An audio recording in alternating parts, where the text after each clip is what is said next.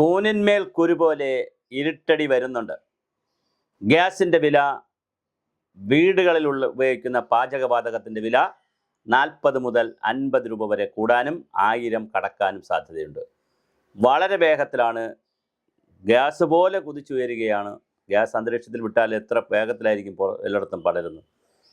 അത്ര വേഗത്തിലാണ് ഗ്യാസിൻ്റെ വില 40 രൂപ മുതൽ 50 രൂപ വരെ കൂട്ടാൻ ഉള്ള തീരുമാനം ധനമന്ത്രാലയം എടുത്തു കഴിഞ്ഞു എന്നാണ് അറിയുന്നത്. അങ്ങനെയാണെങ്കിൽ 1000 രൂപ കടക്കും. പെട്രോളിനും ഡീസലിനും 4 രൂപ മുതൽ 5 രൂപ വരെ വീണ്ടും കൂടാനുള്ള കണക്കുണ്ട്. നിലവിൽ പെട്രോളിന് 107.48 രൂപയാണ്, ഡീസലിന് 96.48 രൂപയാണ് തിരുവനന്തപുരത്തുള്ളത്. ചിലയിടത്തൊക്കെ വ്യത്യാസമുണ്ട്. മാഹി, തമിഴ്നാട്, പല സ്റ്റേറ്റിലും പല വ്യത്യാസമുണ്ട്. പക്ഷേ തിരുവനന്തപുരത്തെ വിലയാണ് നമ്മൾ സൂചിപ്പിച്ചത്. പെട്രോളിന് 107 രൂപ 50 പൈസയും 48 പൈസയും, ഡീസലിന് 96 രൂപ 48 പൈസയും.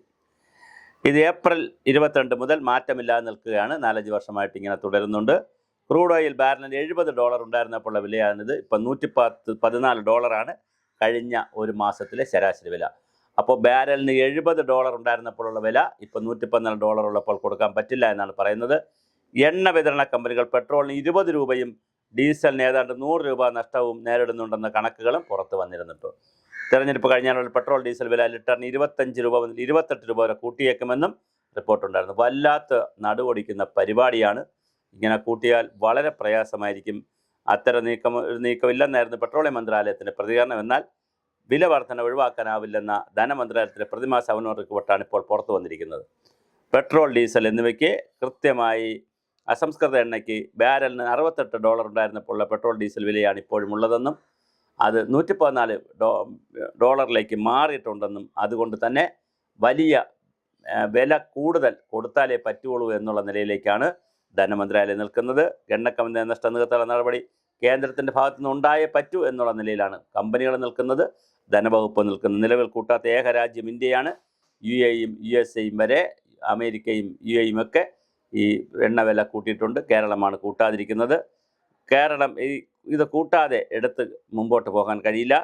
എന്നാൽ ഇത് അങ്ങനെ കൂട്ടി മുമ്പോട്ട് പോകുമ്പോൾ ഉണ്ടാകുന്ന മറ്റൊരു പ്രതിസന്ധി എന്നാൽ ഈ പെട്രോളിന് ഡയറക്റ്റ് വില കൂടുന്നു, അതൊരു വിഷയമാണ്. അപ്പോൾ വാഹനങ്ങളിൽ ഇന്ധനം അടയ്ക്കുന്നവർക്ക് വില കൂടും. പക്ഷേ ഈ പെട്രോളിന് വില കൂടുന്നതിനനുസരിച്ച് ഗ്യാസിന് വില കൂടിയാൽ ആളുകൾ ഇൻഡിവിജ്വലായി പൈസ കൊടുത്താൽ മതി, കാരണം അവർക്ക് ഇൻഡിവിജ്വൽ ബാധ്യതയെ വരുള്ളൂ. പക്ഷേ പെട്രോളിന് വില കൂട്ടിയാൽ സ്വാഭാവികമായും ചരക്ക് ഉൽപ്പാദനത്തിൻ്റെ നീക്കത്തിനും ചരക്കിൻ്റെ നീക്കത്തിനും അത് റാ മെറ്റീരിയൽ കൊണ്ടുപോകുന്നതിനും എല്ലാ വാഹനങ്ങളാണ്, ട്രെയിന്, കപ്പൽ, അല്ലെങ്കിൽ പിന്നെ റോഡ് മാർഗങ്ങൾ, എല്ലാ വസ്തുക്കൾക്കും വില കൂടാം, അവശ്യ വസ്തുക്കൾക്കും വില കൂടാം.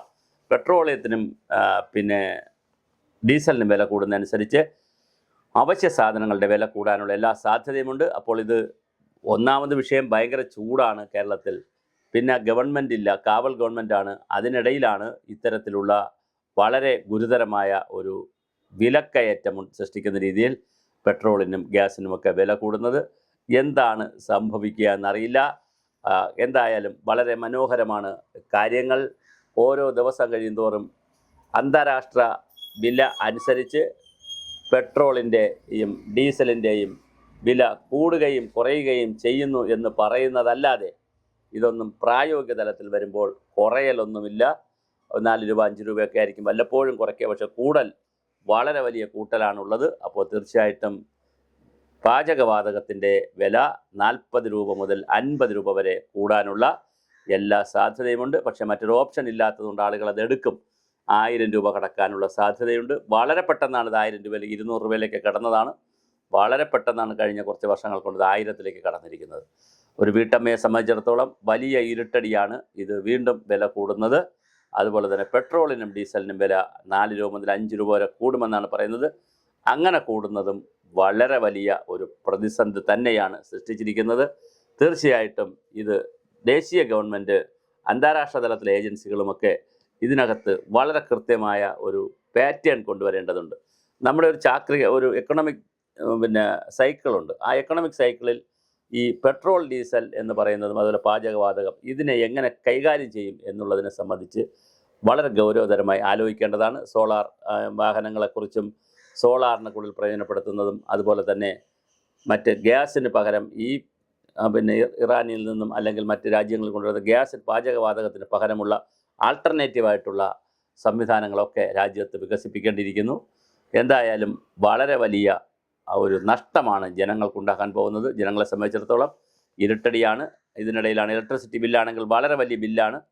അപ്പോൾ ശരിക്കും പറഞ്ഞാൽ ഈ വീട്ടിൽ ഭക്ഷണം വാങ്ങുന്നതിനോ വസ്ത്രം വാങ്ങുന്നതിനോ ഉള്ളൊക്കെ പണം എടുത്തിട്ട് അവശ്യ സാധനങ്ങൾ, അതായത് ഗ്യാസ്, ഇലക്ട്രിസിറ്റി, വെള്ളം തുടങ്ങി, വെള്ളം കുറച്ച് കുറവാണ്, ഇങ്ങനെ അവശ്യ സാധനങ്ങൾ, അതായത് ജീവൻ നിലനിർത്താനും താമസിക്കാനും വേണ്ട സാധനങ്ങൾക്ക് വേണ്ടി വലിയ പണം ചിലവാക്കേണ്ടി വരുന്നു എന്നുള്ളത് കേരള സമൂഹം നേരിടുന്ന, ഇന്ത്യൻ സമൂഹം നേരിടുന്ന ഒരു വലിയ പ്രതിസന്ധിയാണ്. വിലക്കയറ്റമൊക്കെ ഒരു വലിയ യാഥാർത്ഥ്യമാണ് ഇവിടെ. വില കൂടിയാൽ അങ്ങനെ കുറയുന്നൊന്നുമില്ല. വെളിച്ചെണ്ണയ്ക്ക് 500 രൂപ കൂടിയതിന് ശേഷം എത്ര കുറഞ്ഞു വില? അതുപോലെ ഇപ്പോൾ എല്ലാ ഹോട്ടലുകളും വട, ചായ എന്നൊക്കെ പറയുന്നത് 10 രൂപ എന്നുള്ളത് 12 രൂപയാക്കിയിട്ടുണ്ട്. ചപ്പാത്തിക്ക് 6 രൂപ എന്നുള്ളത് 7, 8, 10 ഒക്കെ ആയിട്ട് സ്ഥലങ്ങളുണ്ട്. അപ്പോൾ ഇതൊന്നും തിരിച്ചു വരാൻ സാധ്യതയില്ല. അപ്പോൾ തീർച്ചയായിട്ടും ജനങ്ങളുടെ മണ്ടയിൽ വലിയ ഒരു ഭാരമാണ്, പാവഭാരമാണ് സർക്കാരുകൾ കയറ്റിവെക്കുന്നത്. ഇതിലേറ്റവും കൂടുതൽ പങ്കുള്ളത്, അല്ലെങ്കിൽ നിർണായകമായ പങ്കുള്ളത് കേന്ദ്ര ഗവൺമെൻറ്റിനാണ്. അതുകൊണ്ട് തന്നെ സുരേഷ് ഗോപി അടക്കമുള്ള കേന്ദ്ര മന്ത്രിമാർ, അല്ലെങ്കിൽ ജോർജ് കുര്യൻ ഉൾപ്പെടെയുള്ളവർ ഈ വിഷയങ്ങൾ ഗൗരവമായി പാർലമെൻറ്റിലും മന്ത്രിസഭയിലും ഒക്കെ ചർച്ച ചെയ്യുകയും ഇതിനാവശ്യമായ പരിഹാരം കാണുകയും ചെയ്യണം. ഈ എല്ലാ ഇരുട്ടടിയും കൂടി വീട്ടമ്മമാരുടെയും ജനങ്ങളുടെയും തോളിൽ ചാരാം, അല്ലെങ്കിൽ എല്ലാ ഭാരവും ജനങ്ങൾക്കിരിക്കട്ടെ എന്ന് വിചാരിക്കുന്നത് ജനാധിപത്യത്തിൽ ഒരു ഭരണകൂടത്തിന് ഭൂഷണമല്ല.